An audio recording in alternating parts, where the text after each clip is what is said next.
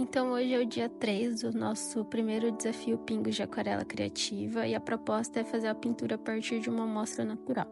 Eu escolhi um raminho da minha jiboia verde variegata e eu escolhi ela porque tem todas essas variações de tons de verde. Isso é muito interessante porque antes de começar eu gosto de fazer sempre a amostra das cores que eu consigo visualizar no meu elemento. Então eu já aproveito a minha paleta, o meu godê meio sujinho da pintura anterior para temperar os tons de verde que eu vou utilizar. Então quando eu misturo o verde com um pouquinho de marrom, eu já tenho uma tonalidade mais escura do verde. E quando eu misturo o verde com um pouquinho de amarelo, eu vou iluminando ele. Cada vez que eu coloco mais água, eu tenho esse tom bem clarinho, bem suave. E esse é o segredo na aquarela. Quando a gente quer clarear uma tonalidade, a gente acrescenta mais água. E aqui eu vou fazendo a amostra de cada um dos tons de verdes que eu encontro na minha amostra. E eu vou utilizar ela como um guia para a minha pintura futura. Eu venho aqui fazendo como se fosse um degradê dessas tonalidades que eu encontrei.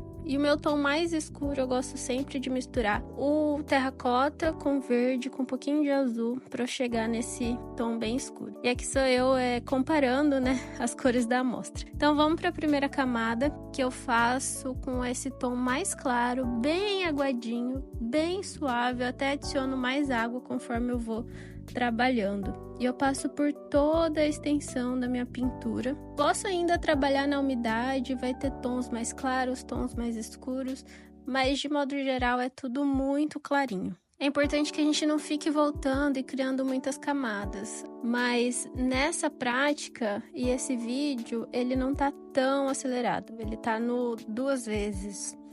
E só para vocês terem uma ideia de como também é muito simples essa prática. No geral, todas as pinturas do desafio, eu tô gastando no máximo 30 minutos para desenvolver. Então é super possível você ter esses minutinhos de pintura durante o seu dia. Para vir com a segunda camada, é importante que essa primeira camada bem clarinha esteja seca.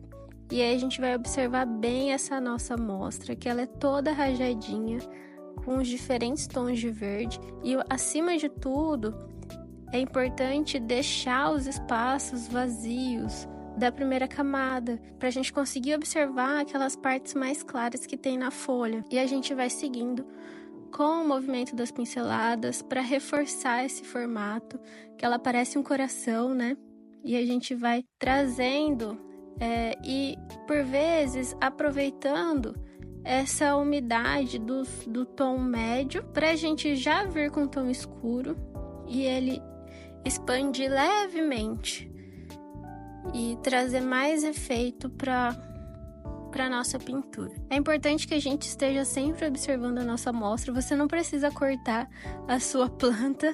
Se na sua casa você tiver um vaso de flor, você pode trazer ele pertinho de você. E a escolha da jiboia também foi super estratégica, porque para mim, pelo menos, é uma das plantas que é mais fácil de cuidar. A gente pode esquecer dela e ela vai continuar bonita.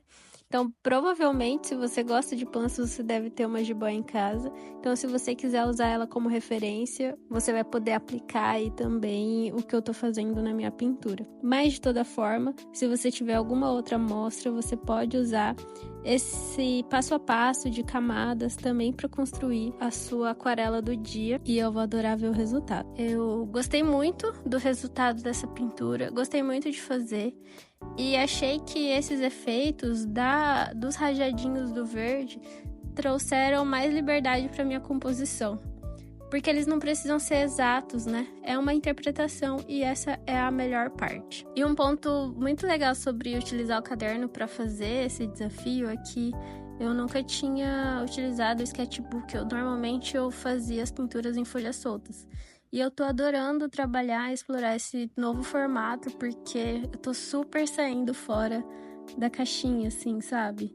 Daquele formato retangular, certinho. E eu tô adorando. Coloca a sua musiquinha, porque essa pintura é só seguir o flow e se divertir. Ela realmente foi muito bacana de fazer. O ponto mais importante nessa prática é que a cada nova camada você não pode cobrir totalmente o que você fez na camada anterior. Por isso que a gente consegue ver as primeiras tonalidades de verde que a gente colocou lá naquela camada mais clarinha. E aí a gente vai trazendo essas manchinhas e revelando a beleza da jiboia.